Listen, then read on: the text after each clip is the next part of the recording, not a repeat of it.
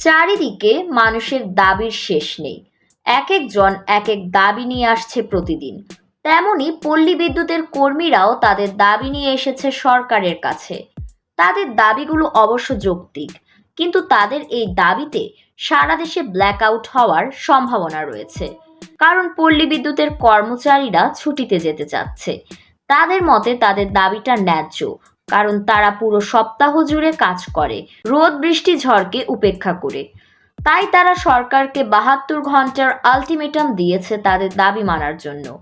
পল্লী বিদ্যুৎ সমিতিতে প্রায় ৪৫,০০০ কর্মকর্তা কর্মচারী কাজ করে।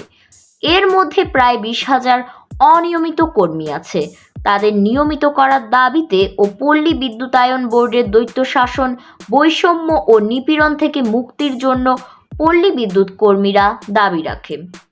সারা দেশে ৮০টি পল্লী বিদ্যুৎ সমিতির মাধ্যমে কাজ পরিচালনা করে সবচেয়ে বড় বিদ্যুৎ বিতরণ সংস্থা পল্লী বিদ্যুতায়ন বোর্ড REV। ২ দফা দাবিতে গত জুন থেকে আন্দোলন করছিল সমিতির কর্মকর্তা কর্মচারীরা।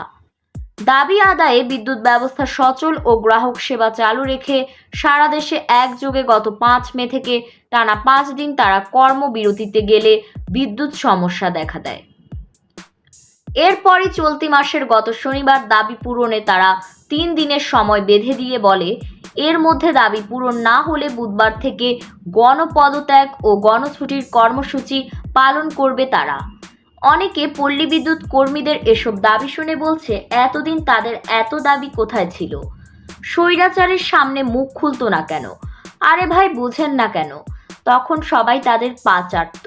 যে সরকার আসবে তারই পা চাটতে হবে, এটাই স্বাভাবিক। সে যাই হোক, এরপর অবশ্য মঙ্গলবার বিদ্যুৎ বিভাগের সঙ্গে বৈঠকের পর কর্মসূচি প্রত্যাহারের ঘোষণা দেয় পল্লী বিদ্যুৎ সমিতি বৈষম্য বিরোধী আন্দোলন। কারণ তাদের বলা হয়েছে সময়ের মধ্যে তাদের দাবি পূরণ করা হবে।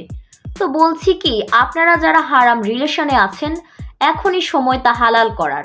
পল্লী বিদ্যুৎ কর্মীদের মতো আপনারা সবাই মিলে একটা আন্দোলনের ডাক দেন, তারপর নিজেদের দাবি জানান, আলটিমেটাম দিবেন পল্লী বিদ্যুতের ভাইদের মতো।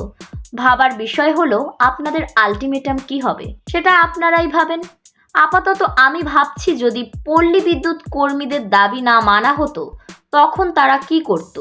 তারা ছুটিতে চলে যেত আর সবাই গণভবনের মতো পল্লী বিদ্যুৎ কেন্দ্রে ঢুকে পড়তো আর তা দখল করে ফেলতো। আবার কিউট কিউট বাঙালিরা সেখান থেকে ইলেকট্রিসিটি যত তার আছে সব বাসায় নিয়ে চলে আসতো।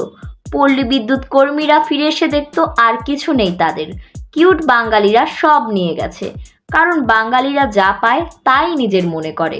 আবার কিছু ছাত্রছাত্রী তো চাইছিল পল্লী বিদ্যুতের কর্মচারীরা চলে যাক, তারা পল্লী বিদ্যুৎ কন্ট্রোল করবে। আরে ভাই, এটা মোটু পাতলুর ওই মেশিন না যে যেমনে ইচ্ছা চালানো যাবে আর আপনারা যেমনে ইচ্ছা কন্ট্রোল করবেন।